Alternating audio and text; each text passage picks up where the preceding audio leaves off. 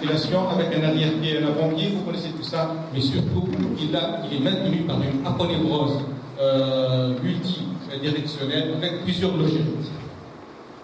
C'est un organe, surtout au niveau de sa plante, qui est très vascularisé et surtout très innervé. C'est lui qui est le contact avec le sol, le contact avec donc, le moyen de locomotion. Donc il va informer le cerveau sur la position de tout le corps au niveau de l'organisme. Et bien sûr au niveau de toutes ces logettes, il a un réseau veineux qui est très important avec des lacs veineux et c'est à partir de là que le sang sera chassé vers le corps. C'est ce qu'on appelle le corps périphérique, donc lorsqu'on appuie. C'est pourquoi il a une architecture assez particulière avec des arches. Donc là, un arche interne et un arche vers l'avant avec un appui sur les niveaux. Bien sûr, on a plusieurs empreintes. L'empreinte du pied normal avec une disparition de la pression sur la région interne. Le pied creux, c'est surtout neurologie, ou le pied plat, où on va avoir une empreinte sur bien le pied va être en contact avec le sol au niveau de toute sa surface. Bien sûr, on peut donc avoir les éléments de pression au niveau du talon, au niveau de l'avant-pied pour la main. Donc cette empreinte, elle est donc quelque part l'ordinateur qui devient maintenant quelque chose de quotidien. La physiopathologie, donc l'installation de quels sont les facteurs pathogéniques? On a essentiellement la neuropathie, il y a l'atteinte neurologique, surtout les tinelles, il y a l'atteinte ischémique et enfin l'infection qui est presque la conséquence de tout ça. La neuropathie, comment elle s'installe? Donc là, les nerfs de la sensibilité, donc il y a une atteinte de la sensibilité thermoralgique, donc là, on peut avoir des plaies, des brûlures, et il peut évoluer vers le gangrène, mais le malade ne sent pas cette chaleur. Il ne sent pas aussi le tact. Donc là, il a l'impression de marcher sur un tapis, il a l'impression de marcher sur du coton. Donc il n'y a pas de perception de corps étranger. Donc là, déjà, donc, si on marche sur une pierre, c'est comme si on marche sur un tapis perçant. Bien sûr, il y a une mauvaise évaluation des conflits avec les chaussures, et ça, c'est très très important. Donc, la sensibilité profonde, bien sûr, si on a une atteinte de la sensibilité profonde, le cerveau est très mal informé sur la position des pieds au niveau de la tête, la position de tout le corps. On va avoir des traumatismes fréquents, mais surtout des chutes fréquentes. Donc, il n'y a pas que le pied. Donc là, à partir du pied, tout le corps peut souffrir. Et des rebonds et parfois des chutes. Les nerfs de la motricité, donc on peut avoir des nerfs, des paralysies, et par conséquent, donc on va avoir un déséquilibre musculaire entre les différentes fonctions musculaires. On va avoir des déformations des pieds, ce déséquilibre musculaire, comme des orteils en marque ou en griffe, des valgus de l'arrière-pied, donc on va avoir un pied déformé. Donc vous voyez que le diabète engendre toutes les complications qu'un pied doit avoir, donc c'est presque un résumé de la pathologie. Donc la neuropathie, on va avoir aussi les nerfs de la commande du diamètre des deux os, ce qu'on appelle les vases nervosomes. Ce sont eux qui ouvrent et ferment les artères qu'on va avoir. Donc s'ils sont paralysés, on va avoir une dilatation des artères. Par conséquent, on va avoir une ouverture des champs artério-veineux et diminution de l'apport de l'oxygène. Et par conséquent, on va avoir une stress veineuse. Il n'y a plus de chasse de sang qui se fait vers le cœur. Et on va avoir donc une augmentation du CO2 à ce niveau-là, du sang veineux qui va stagner. Les nerfs de la commande de la transpiration, c'est l'atteinte des phanères, donc on va avoir une peau sèche, des fissures et des infections. Donc vous voyez que c'est des choses qui ne sont pas aussi simples. L'ischémie, ça c'est la neuropathie déjà, mais regardez qu'est-ce qui se passe avec l'ischémie, soit avec la macro-angiopathie, donc là on peut avoir des artères tibiales, des artères fémorales qui peuvent être thrombosées, ou surtout la micro-angiopathie qui, elle va donner donc là l'ischémie distale en donnant une peau fine, lisse, brillante, sèche, froide, presque morte. Donc une peau qui est vieillie. Qui peut aller vers l'aspect violacé, douloureux, et donc évoluer vers la gangrène sèche. Et on peut avoir aussi des amputations spontanées, c'est-à-dire que ce sont des orteils qui tombent de bébé. L'infection, c'est presque l'ultime aboutissement. Elle peut être superficielle, mais surtout, elle peut aller vers la profondeur, on va le voir tout à l'heure, avec des germes résistants, c'est en contact avec le sol, et surtout une fusion dans les gaines. Vous voyez que le pied, c'est un ensemble de logènes, et ça se fuse dans les gaines, et bien c'est très difficile de les chasser. Donc, ça donne des arthrites et des ostéites, donc avec des destructions osseuses très importantes. Donc, c'est la mauvaise imprégnation, si on a cette ischémie, donc l'antibiotique ne va pas arriver au niveau du pied, et donc on va avoir une mauvaise imprégnation antibiotique. Quels sont les facteurs déclenchants? Rapidement, donc là, les chaussures mal adaptées. Ça, c'est la catastrophe chez le diabétique. Donc, plus que 50% des cas, c'est presque 80% des cas, avec des supports plantaires durs, et par conséquent, on va avoir des cisaillements, des chaussettes épaisses, mal cousues, et surtout une altération, entraînant une altération. Et ajouté à l'altération de la statique du pied, donc il y a une inadaptation, que ce soit entre le contenant et le contenu.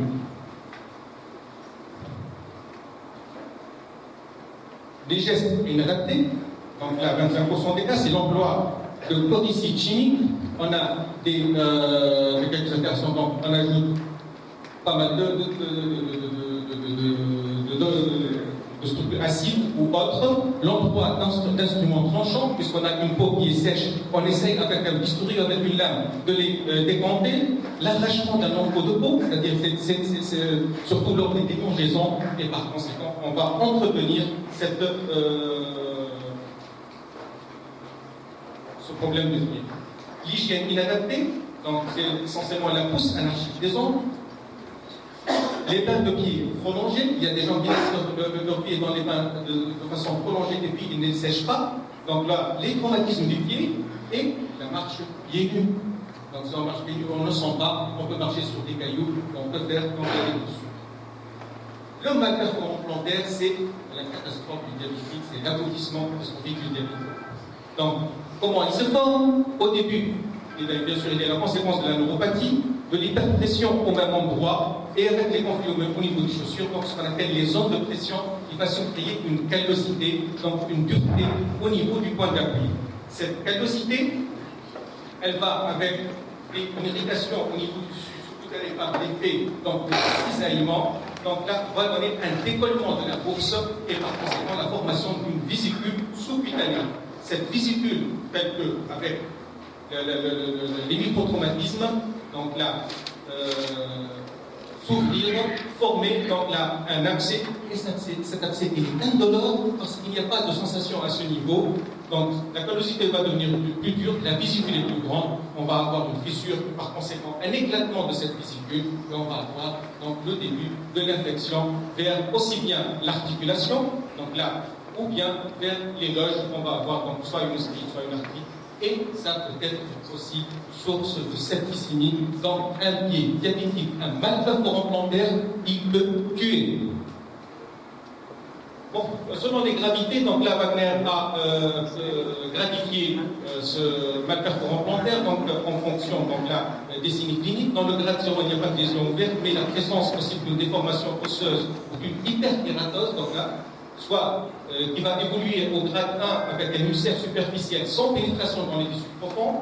Le grade 2, c'est une extension profonde vers les tendons ou les articulations. Et le grade 3, c'est la tendinite, l'ostéomyélite ou bien la cellulite profonde.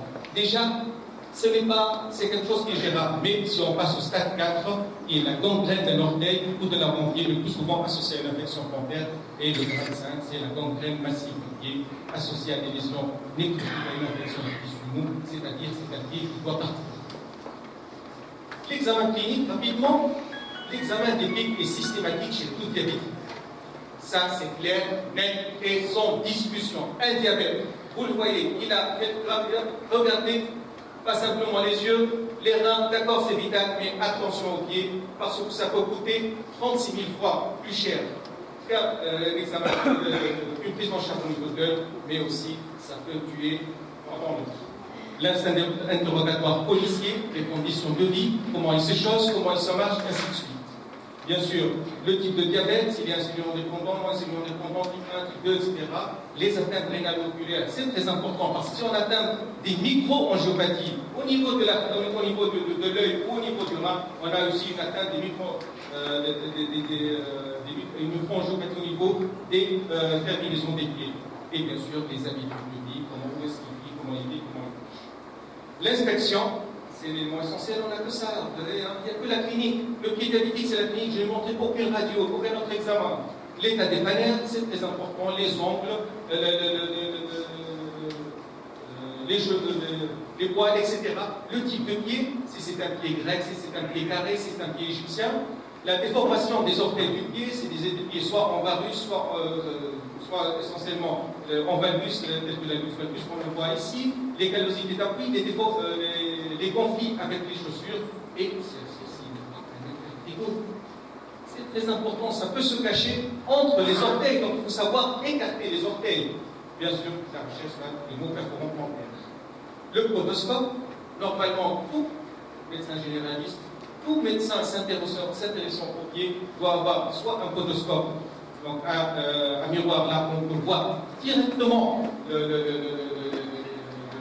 la plante du pied et les différentes zones de pression, et bien on peut avoir aussi un schéma, donc soit une empreinte avec de l'alcool iodé, c'est la chose la plus simple, ou bien une empreinte associée à l'ordinateur, donc là sur l'ordinateur. Les coupes périphériques, c'est capital. Essentiellement le coup digital, les coupes périphériques, essentiellement le coup pédieux, le tibial postérieur et les autres coups. Le coup digital, en revoyant donc là la revascularisation des orteils et les œdèmes avec le signe de Godet, il faut savoir aussi appuyer, parce que ça peut former soit sur une atteinte rénale, soit sur une atteinte qui est locale. La pression systolique, soit à l'aide, donc essentiellement à l'aide de l'appareil de pression, donc pour voir le degré de vascularisation de l'organe. L'examen neurologique, c'est capital. Il n'est pas simplement l'examen des artères, mais il faut savoir examiner, donc là, voir les forces musculaires et les réflexes. Le réflexe, essentiellement le réflexe apillaire. L'étude de la sensibilité, qu'elle soit au chaud ou au froid, la sensibilité tactile de l'homme et surtout la sensibilité profonde, c'est très important. L'examen clinique, c'est quelque chose de capital.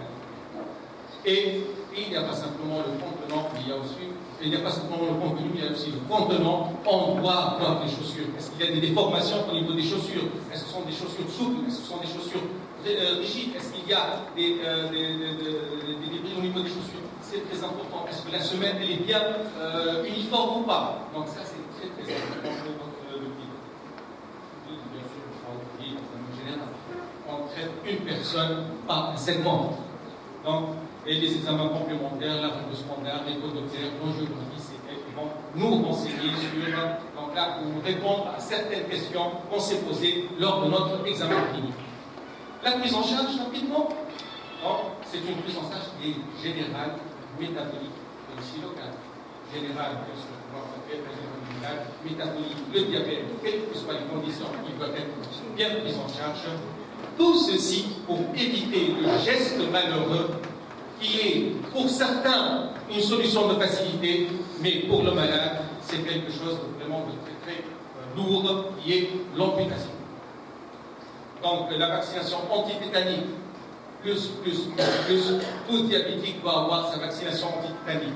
La prévention des thromboses veineuses, le bon état nutritionnel pour la cicatrisation, avec essentiellement un apport protéinique, donc là pour donner à l'actine et à la myosine le temps de cicatriser. L'équilibration du diabète, je ne parle pas, et si, donc là on est obligé, on ne peut pas hésiter à recourir à l'insuline pour équilibrer le diabète. Pour le pied non chirurgical, c'est-à-dire pour le pied qui est à un stade de grade 1, 0 ou 1. Il n'est pas infecté, il n'est pas istigné, donc on peut faire des soins locaux. La seule chose, surtout le détritement, enlever tout ce qui est mort.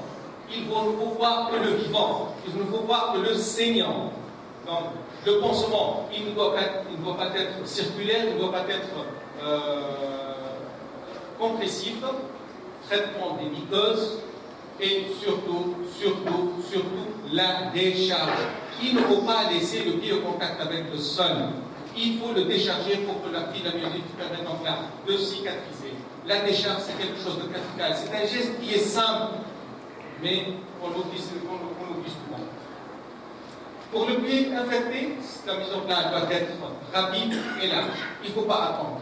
Il faut exciser tous les tissus nécrotiques et une antibiothérapie adaptée. Mais une antibiothérapie sans excision, ça ne donne aucun résultat. La tutothérapie doit être mise sur quelque chose de vivant. Bien sûr, ne pas oublier la décharge. Ça, il faut avoir la compétence. Pour le pied infecté, bien sûr, s'il y a possibilité de garder le pied avec, comme on le vend, tout ce qui est peau, tout ce qui est électronique, avec une possibilité de gestes plastiques, de lombo, surtout si on a un état vasculaire qui est bon, on peut le faire. Encore une fois, la décharge, et là, on va immobiliser le pied pour la cicatrisation de la greffe. Sinon, dans les lésions évoluées, putrides, le pronostic vital est en jeu. Ce n'est plus le pronostic local, ce n'est plus le pied, c'est le malade lui-même et c'est sa vie qui est en jeu. Donc, elles se sont dans le pronostic vital en jeu. Ces amputations, elles peuvent parfois être itératives, soit parce qu'on ne connaît pas où amputer, ou bien parce que l'infection est tellement importante que les choses ont évolué. Ça nécessite un chirurgien expérimenté. L'amputation, ce n'est pas un geste du résident ou le dernier geste, c'est un geste chirurgical bien codifié qui doit être bien connu parce que ce n'est pas simplement le geste qui compte, c'est après le geste. Si on est fait une amputation, il va avoir un appareillage. Or, malheureusement, l'appareillage n'est pas enseigné à la faculté de médecine de Tunis, ni aux autres facultés. Il y a pas mal de médecins qui ne connaissent pas l'appareillage. Et c'est très important de faire une amputation qui va avoir une emboîture dans laquelle on va la mettre. Donc, le chirurgien il doit être expérimenté et savoir qu'est-ce qu'il fait. Il faut conserver au maximum l'appui. Si on peut faire un avant-pied, on fait un avant-pied. Il faut au maximum garder le talon pour avoir au moins un appui. Donc là, un contact du pied avec le cerveau. Bien sûr, comme je vous l'ai dit, il faut songer à l'appareillage. Vous voyez ici, donc là, cette lésion, donc là, c'est mon faire complémentaire au niveau du gros orteil. Donc là, avec l'infection de l'ostéo, l'amputation du gros orteil, ça peut aller vers un ou plusieurs orteils. Tout ça pour conserver un appui. Tout ça pour conserver un appui, sinon ça va être le side, c'est-à-dire l'amputation de l'avant-pied ou bien l'amputation de jambe, voire l'amputation de cuisse. Dans tout ça, il faut songer que pour tout moignon, donc là, il va y avoir une emboîture qui va loger dans quelque chose. Il faut songer donc là à faire le moignon d'amputation en fonction donc, de l'emboîture qu'on va mettre. Vous voyez, ça peut aller vers la cuisse et le type d'appareillage qu'on peut. Mais le véritable traitement, c'est la prévention. Et cette prévention en place, c'est le planage du malade lui-même, mais aussi du médecin. La première chose, il faut examiner quotidiennement les pieds. Examiner quotidiennement les pieds, qu'est-ce que ça veut dire? Comme le malade, le matin, il va faire sa toilette et il va se raser la barbe ou bien se maquiller la bouche, la femme ou l'homme, il doit avoir un miroir pour voir la plante de son pied. Donc, un miroir est indispensable pour le diabétique. Bien sûr, la toilette rigoureuse des pieds, avec de l'eau tiède, ni froide, ni très chaude, pour ne pas avoir des lésions. Le bain ne doit pas durer plus de 5 minutes. Il faut rincer le pied et surtout, bien sécher tout le pied et particulièrement entre les orteils.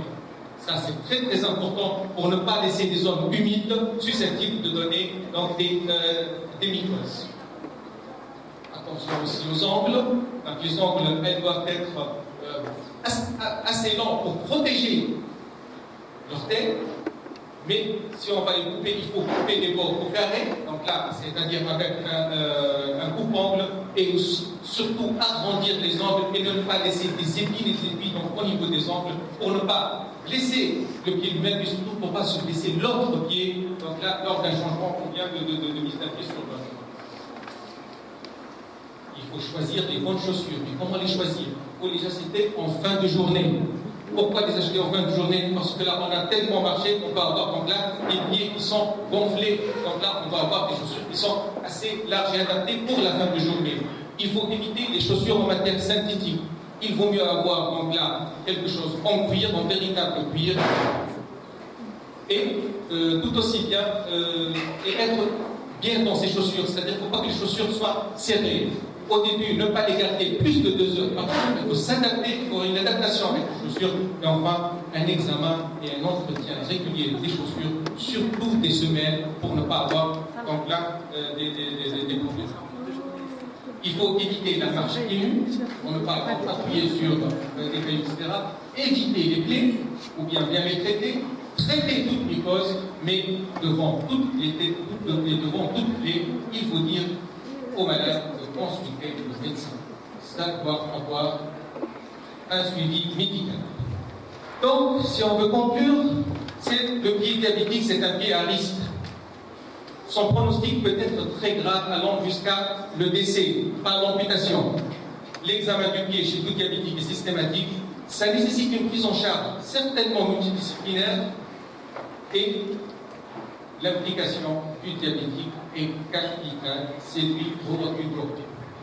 Bien sûr, le véritable traitement, c'est le traitement préventif. Et on a ici donc là le catalogue de pratique du pied diabétique et dans le programme de soins. Voilà, j'espère que j'ai été dans les limites de mon temps qui m'a été réservé. Et je crois que j'ai été tellement fier que je ne peux pas continuer encore pour vous passer la dépression du diabétique avec la dépression.